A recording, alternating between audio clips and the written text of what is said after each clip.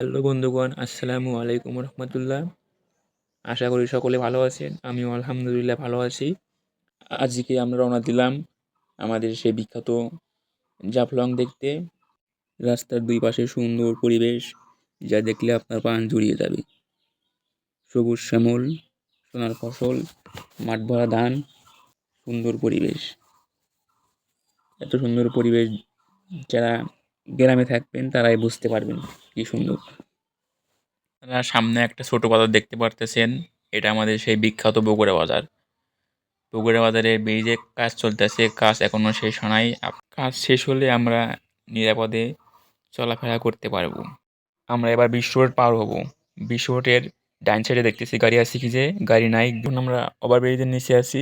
ওভারব্রিজের নিচে অনেক ঠান্ডা, উপরে ছাদ থাকার কারণে। এবার আমরা বাম সাইডে গাড়ি দেখবো, বাম সাইডে গাড়ি নাই। বাম সাইডে গাড়ি নাই দেখে আমরা পার হলাম। পার হওয়ার পরে চলে আসলাম। এটা আমাদের চান্দাইকোনা নদী, বিখ্যাত চান্দাইকোনা নদী। এই সাইডে চর বাড়া গেছে, বালুর চর দেখতে পাচ্ছেন আপনারা। এই সাইডে কিছুটা পানি আছে, বৃষ্টি না থাকার কারণে পানি হয় নাই।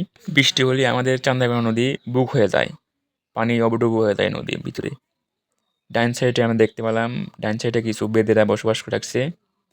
ওরা টং তুলে বসবাস করে। এটা আমাদের বেতখোর ভিতরে আছি আমরা এখন, বেতখোর।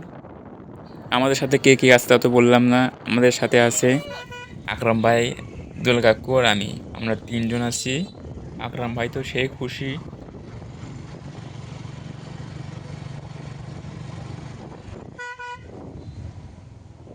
এটা আমাদের সেই বিখ্যাত মধ্যভাগ বাজার। মধ্যভাগ বাজার থেকে একটু সামনে গেলেই আমাদের সেই বাইরের জাফলং বাড়াইবে। রাস্তায় প্রচুর পরিমাণ জ্যাম, তাই আমরা মোটর সাইকেল দেখিয়ে যাইতেছি। দেখেন কি পরিমাণ জ্যাম, মানুষ যাওয়া অসম্ভব।